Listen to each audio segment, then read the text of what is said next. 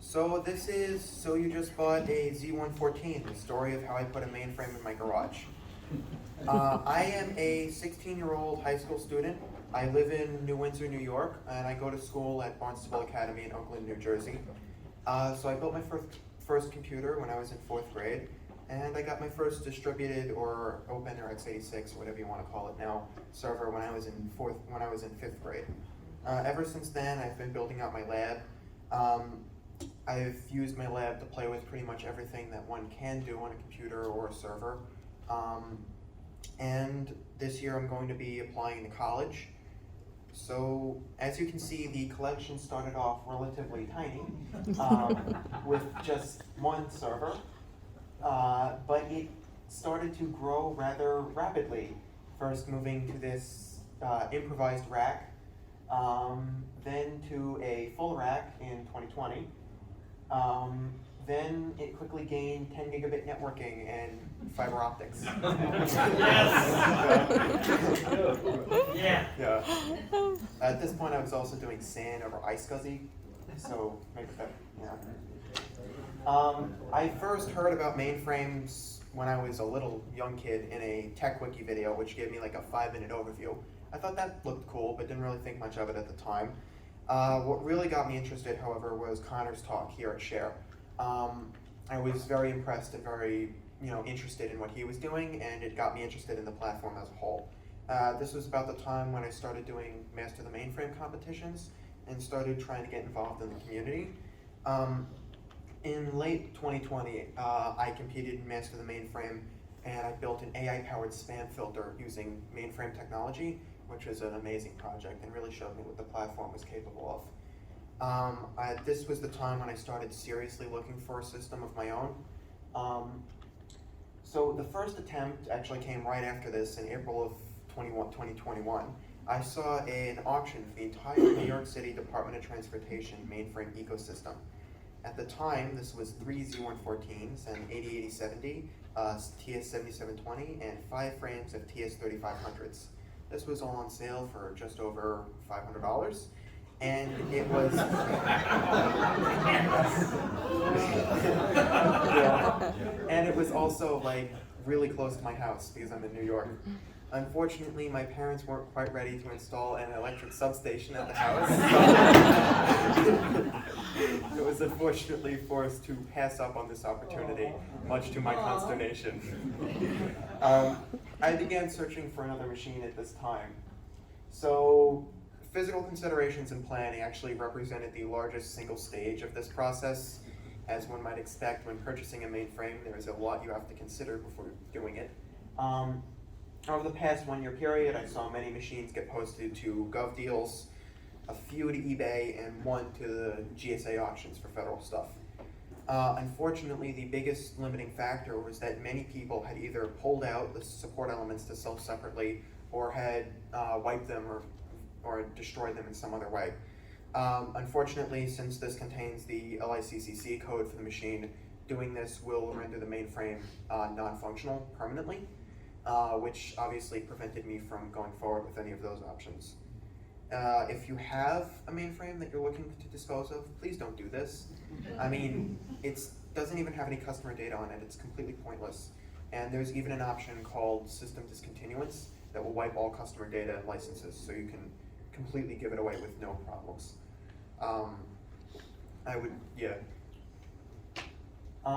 Eventually I found the machine on eBay of all places with its support elements intact and that appeared to be in good condition. I began the process of contacting the seller, validating the unit, and doing all the other things to ensure that the mainframe was not completely bricked, as that would be a mistake to get that shipped to your house. I got additional pictures of the support elements, confirmation that the seller hadn't wiped them or attempted to wipe them, and I had also got what I thought was a readout of the machine's hardware. We'll talk more about this later. I started physically checking to make sure I could actually accommodate the machine. The installation manual for physical planning was a very helpful document during this time. I basically just followed the checklist and started checking things off. I had 220 power in the location where I wanted to put it already. I measured the garage doors and ensured I had a clear path for the machine. which I thought was a clear path. We'll touch more on that later. And I had also made sure that I would be able to pull cable to it to connect it to my existing network. Now, in terms of power, most mainframes that you're going to see anywhere are three-phase or used to be three-phase. This does not stop you from hooking it up as long as it's a single-frame model. US 220 power is actually composed of two separate 110-phase legs, each of which is separated by 180 degrees out of phase. There's always a 220-volt potential in between the phases. This means that you can wire it up to any single-phase unit just fine, and it will basically mimic a configuration where one of the phases is out. I've been running mine in this configuration, and you can probably get away with one too. Connect the hot 1 of the 220 to phase 1, hot 2 of the 220 to phase 2, leave phase 3 blank, and connect ground to ground, and you should have no problems unless you have a multi-frame chassis. If you do have a multi-frame chassis, you're going to have no choice but to pull three-phase, and yeah, it's going to be a nightmare, both in terms of getting three-phase and in terms of your electric bill once you get it set up. Those machines even scared me off. In terms of shipping, this was one of my biggest roadblocks. My parents refused to drive me. I think this was a tactic to try and dissuade me from this enterprise. But I persisted anyway and decided to book freight shipping. This was not fun. If anyone here is in logistics, I do not want your job. And yeah, most shippers refused to move anything that wasn't on a pallet or crated. Getting it on a pallet or crated was way outside of my price range because the person I was dealing with didn't have a forklift. So that was pretty much a no-go. It took weeks to find someone who was willing to ship the machine. I eventually posted on FreightStar, which is like an Uber for freight shipping, and found someone with a truck and a liftgate who was willing to move the machine.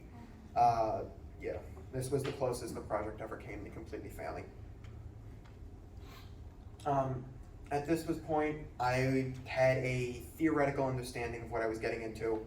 I had talked to other people who had done it, and I had known what they had experienced, and I thought I was prepared. I wasn't too worried about electrical. I had talked to some electricians and other people who are more knowledgeable in terms of that topic, and they had told me that I was good. I had a long discussion with my parents where I convinced them to go ahead with this project. I paid for shipping, paid for the machine, booked everything, and then started waiting. It was going to be a month of anticipation before the shipper's dates and the receiver's dates overlapped and the project could move ahead. In the meantime, I started working on peripherals. On modern machines, console controllers are built in either through OSA ICC or TCP IP. Pick your poison there. I decided to use OSA ICC because I didn't want to have to deal with getting TCP up for the initial installation. My hardware management console's in a bit of an awkward position, so I didn't want to have to camp out next to that. Tape is not strictly needed, but I would definitely say it's a nice to have if you can do it. Used tape units can generally be found on eBay without much of a problem, and our 4 to 8U rack mount units, they are going to cost a bit of money, but they can be found. DASD, however, will be a massive nightmare. FBA storage can be easily created, I shouldn't say easily, but can be created by one person using a Linux or BSD kernel drivers. For QLogic fiber channel cards, you can switch them into target mode and export ones. We're going to get into this later. This was another major problem. But CKD storage is pretty much impossible to find anywhere. DS6800s are still quite expensive, and everything else weighs over a ton, and usually is even more power hungry than the mainframe itself, which makes them less than appealing, even if you can find them, which they're usually harder to find than CACs, so good luck there. Plan on not having CKD storage when you purchase. If you are able to find it, consider yourself lucky and enjoy it. The whole planning, validation, shipping process, like I said, took around a month. We initially couldn't load the mainframe onto the truck. This gave me a heart attack because I was in the middle of math class when I got a call. When I got a call and a text message with the picture that says, "It doesn't fit on the truck, what do we do?" Yeah, this was terrifying, but eventually we decided to try taking the covers off. They de-shrink wrapped the machine, open it up, the covers, I had no idea how to get them off, but apparently they just lift straight off. So we got the covers off. The machine actually fit onto the truck then, thank God. We then put the covers back on, re-shrink wrapped it, and attached it. Did you ace the math test? Yeah. Luckily, my teachers were very understanding and knew what I was doing at this point. So this was. Then I waited 3 days, and eventually the machine showed up at my house. Now getting it off of the truck wasn't the hard part, but it turned out that the mainframe was ½ an inch too big to fit through a garage door due to a minor mistake by the contractors when they were installing it. So we had 4 people on a slight incline holding an 1,800-pound mainframe, and it wouldn't go through the door, and it was going to rain in around an hour, so we were all really worried. Eventually, my dad gets the bright idea to try and jack it up off the incline to get it more even. So we had a 2x4 and a sledgehammer, and put it underneath the bottom, and just start whacking it until it's now level. It still doesn't fit, but we're getting closer at this point. Eventually, we decide that we can't just stand there and do nothing. So all 4 of us, me, my dad, the driver, and a helper, one of our friends, just pushes on the thing as hard as possible. And there was a really awful noise. And then, yeah. It turns out that we ripped off the weather stripping and around a good few parts of the door frame. But it got in, and I have never breathed a bigger sigh of relief in my entire life. But I now had a mainframe in my garage. Yeah. This might also be a good time to mention the Enterprise, not Enterprise, but the big photocopier that I have here. My school actually gave this to me because they couldn't figure out how to fix it.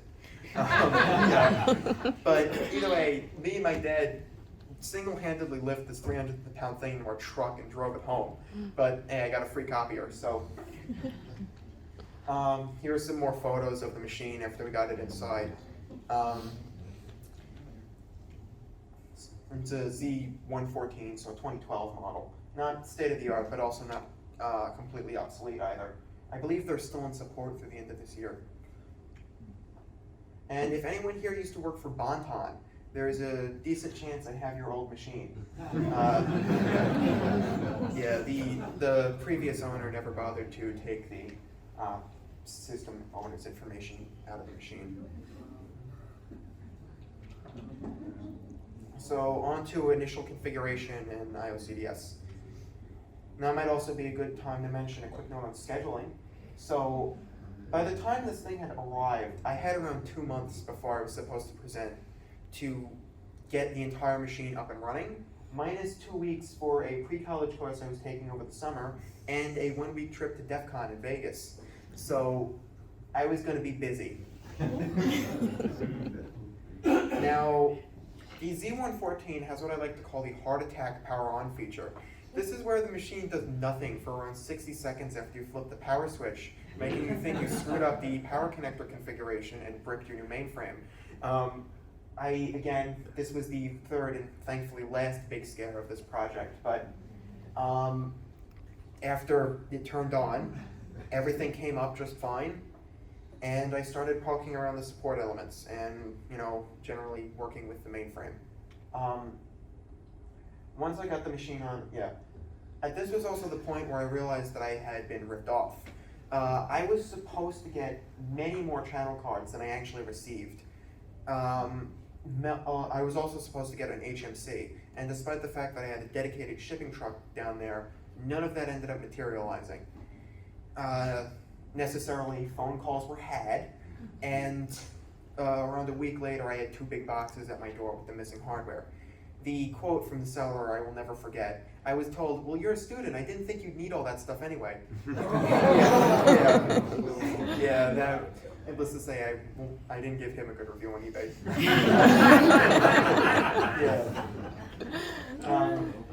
So, just a simple note here on card installation. It turns out installing hardware in a PC is not like installing hardware in a mainframe. You can't just turn it off and plug the new cards in and expect it to work when you turn it back on.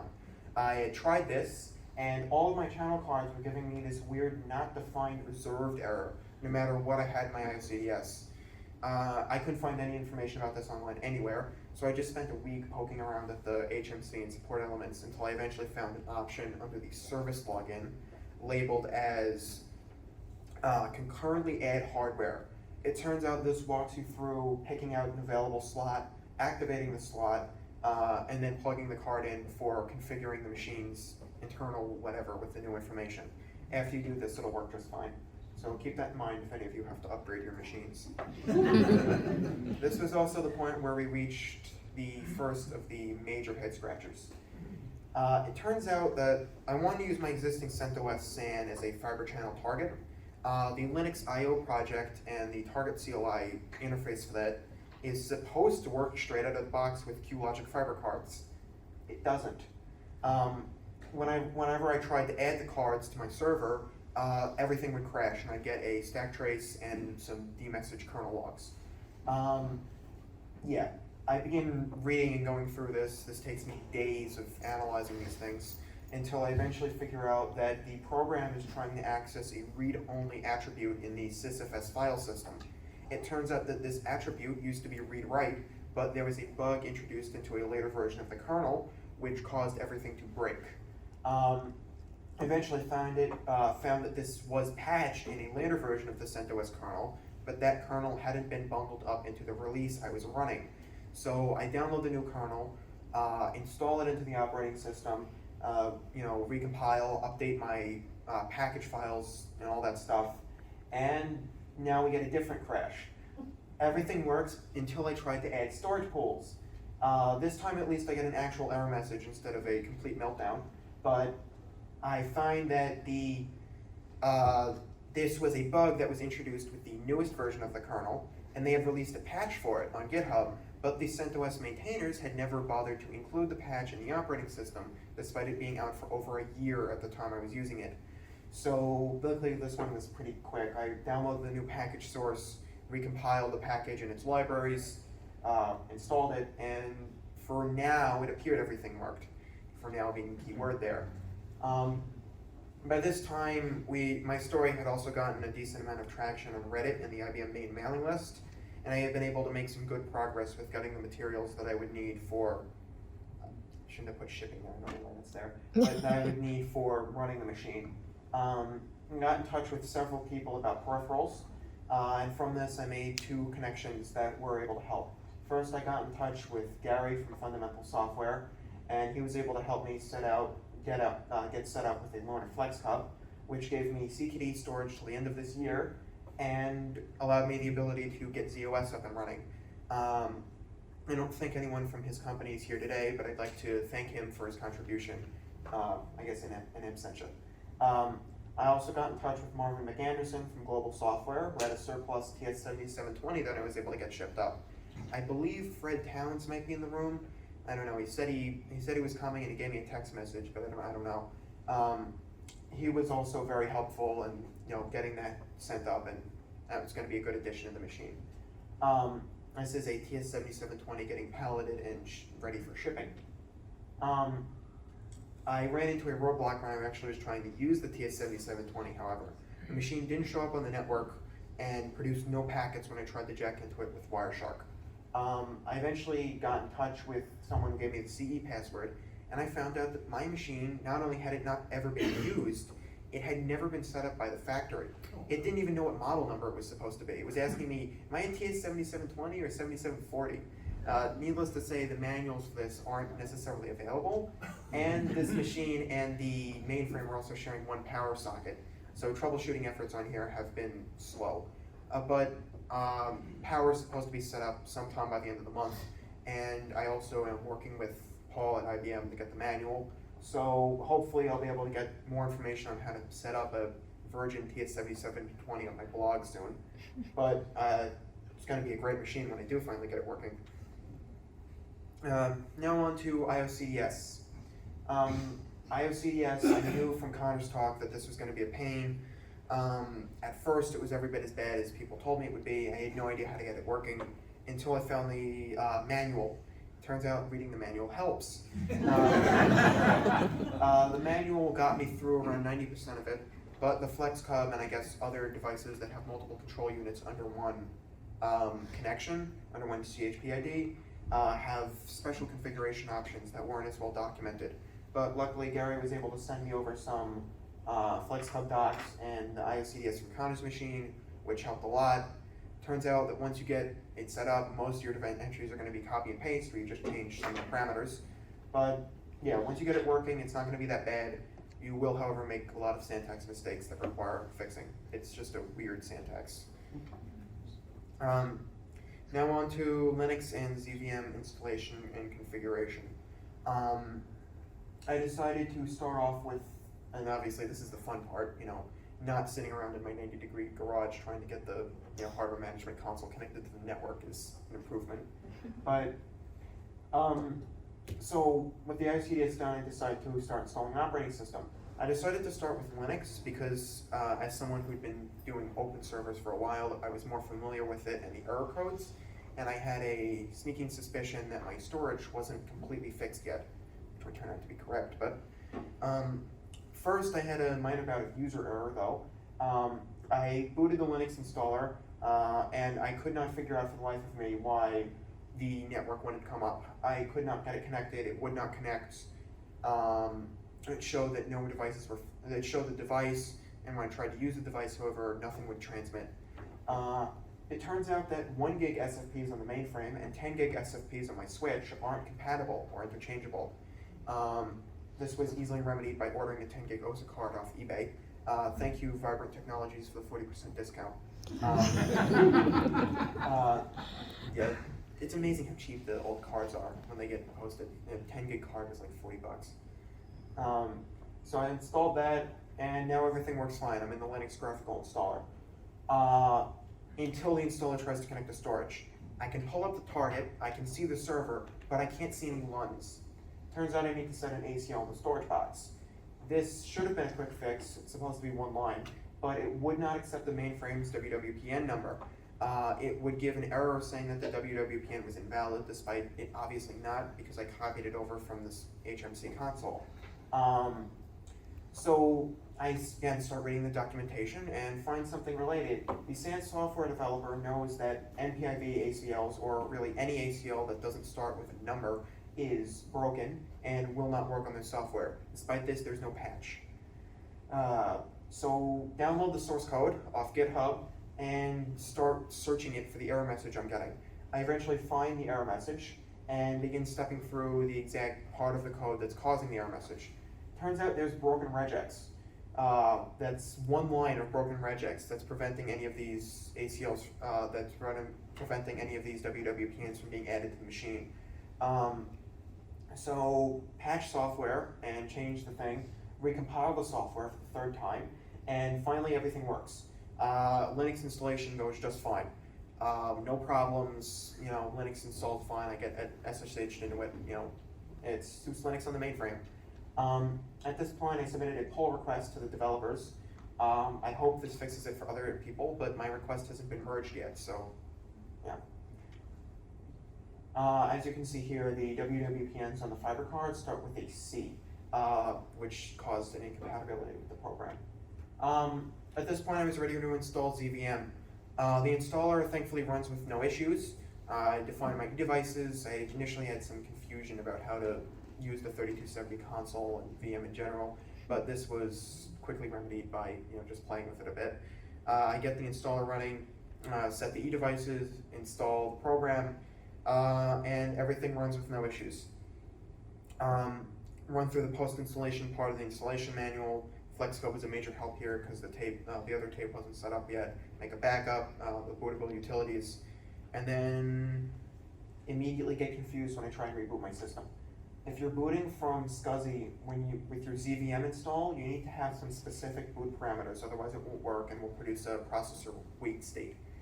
As you can see here, you need to have the address of a online and listening 3270 console defined in your load parameter options. This console has to be ready and able to accept input when you boot the machine, because when you do, you're going to get the standalone program loader, which is going to ask you for the PD vol of your e-device and the console address that you want to be the operator console when you finish booting. So just keep that in mind, and also keep in mind that you need to use the full 16-bit logical unit number, otherwise you'll get an error.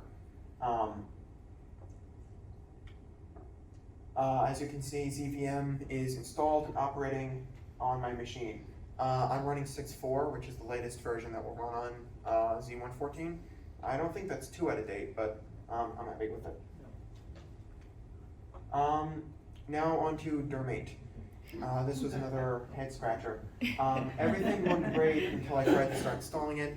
I got little errors throughout the way, but nothing that stopped me until I was on the last step before starting the Dermate service machine. I get a missing mini disk 2D2 error. This returned no Google results. Thinking I might have just had a broken install, put the installer disks back in the machine and install again, and I'm still getting the error. At this point, I'm really lost, and thanks to the people on the ZVM, email list, because I posted it on there and began working on it with someone who's a bit more knowledgeable than myself. And it turns out the problem is that I installed the file pools. Turns out installing the file pools breaks the Dermate installer. I don't know why, and I don't know why it's not in the manual, but I reinstalled the mini disks and the problem went away. So, with Dermate successfully installed, I was able to move through the rest of the installation fairly easily. Everything, begin creating the directory entry I want to use for VSE, VSEN now. And everything went well until I tried to define mini disks.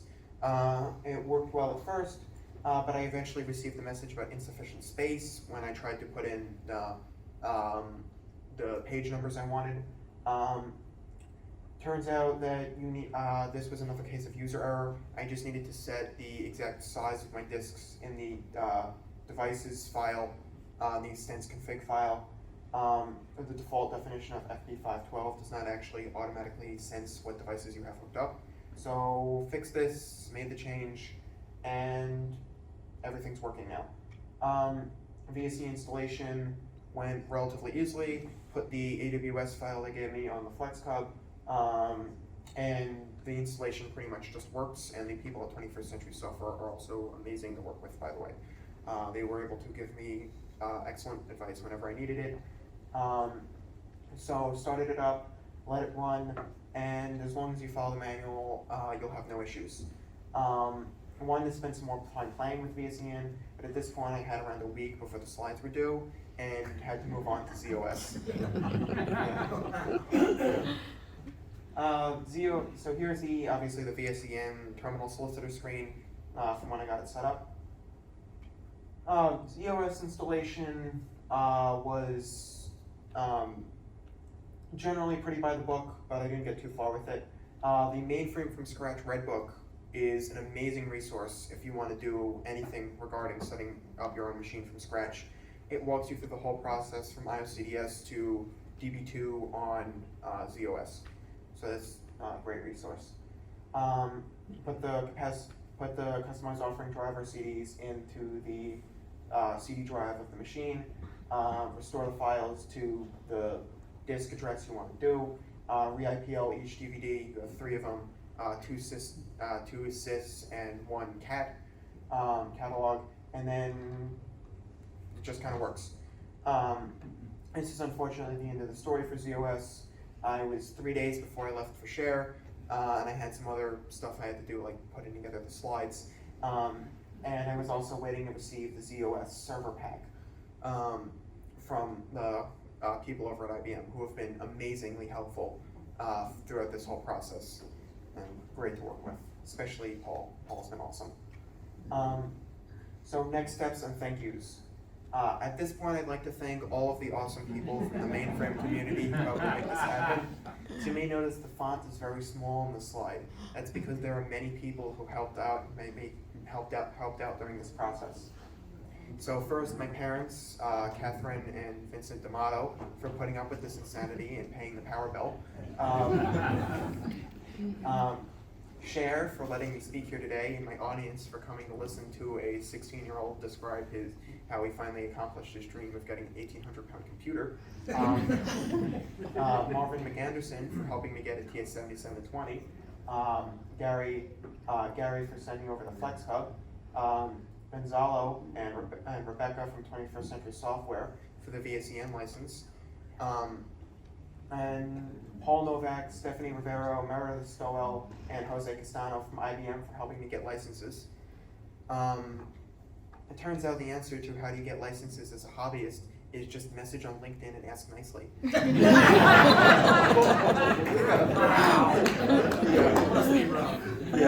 So thank you, Jose, for not deleting my LinkedIn message and actually passing me on to the right people. I really appreciate it, and this wouldn't have been possible without you.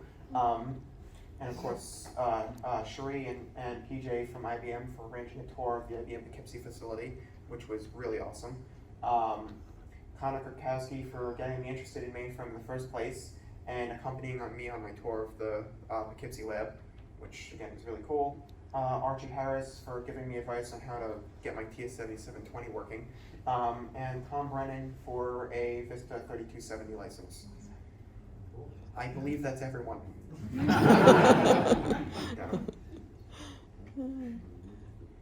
Next steps. I've applied to speak at IBM Z-Day this September.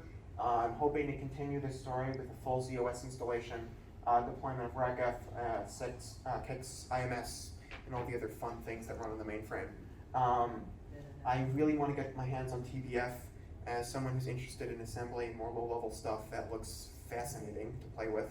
And I also really want to write up some information on it, as I can find very little about it online, and think that some community content for that would be really amazing. Trying to get my hands on some Broadcom software. I've been talking to some of the great people from Broadcom here. I want to explore all of the ecosystem, including Broadcom, BMC, and all of the other great stuff that runs in the mainframe. Probably the biggest thing is tracking down DASD. I really want some 3390 that I can keep longer than the New Year's, but yeah, it's a process. Next year also, this coming school year, my high school is allowing me to teach an AP Computer Science class. And I'm definitely planning to include mainframe in that, not only because it's a really interesting technology, but also because everyone at my school has been messaging me nonstop wanting access. They've known about this project for some time, and they all really want to get to play with it. And more than that though, I'm also going to be starting on the next slide a blog. I really want to document not only the last 5 years of stuff I've done on open systems, but all the stuff I've done on the mainframe and all the stuff I'm going to be continuing to do on the mainframe. There's a lot of IBM documentation, but not as much, easily searchable blogs and community content about the mainframe. And I really want to create more of that, because the mainframe is a really awesome platform, and I want more people to be able to find the information about the awesome platform and do the awesome stuff on the platform.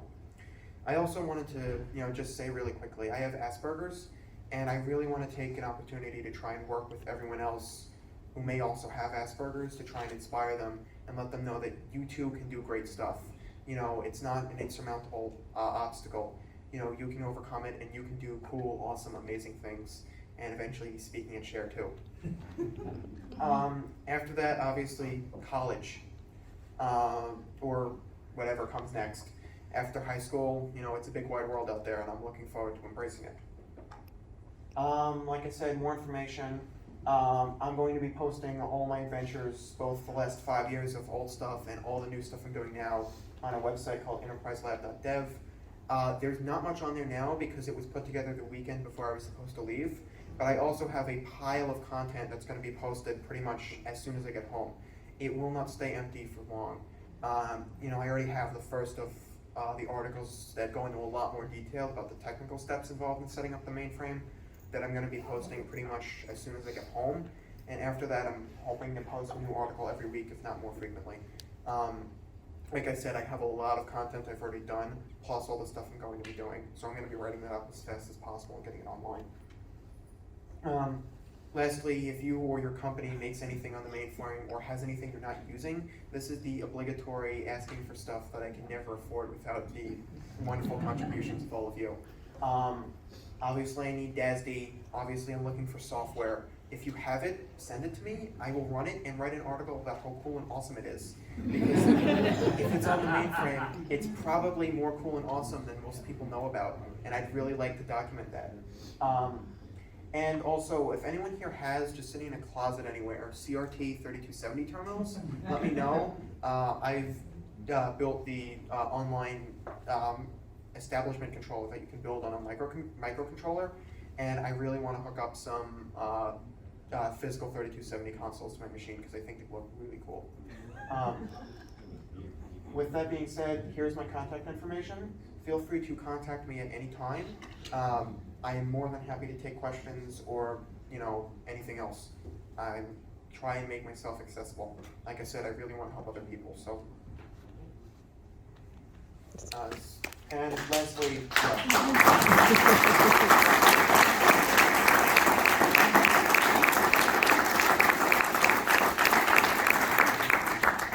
any questions? Sure. How much did the ZOS license cost you?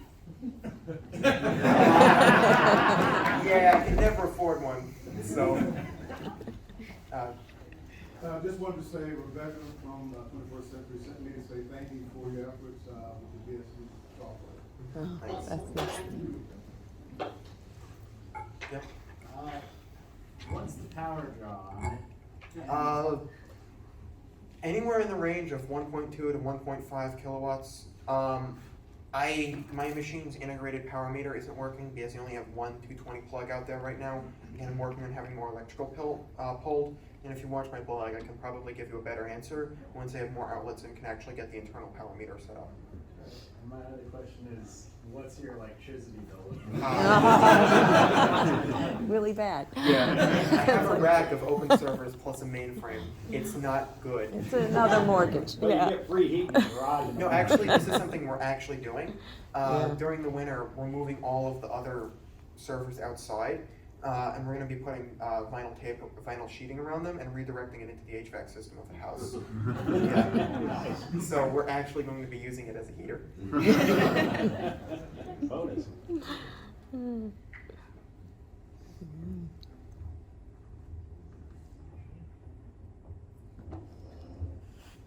Okay. I have a comment. Oh, sure. Just want to share that this is amazing that you are already doing so much in terms of advocating for the platform. So I just want to give a big shout out for that and say thank you for, sharing what an amazing technology this is with the next generation, your peers and other students. Love that. Thank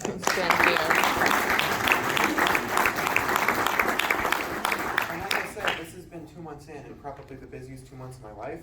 So it's only uphill from here,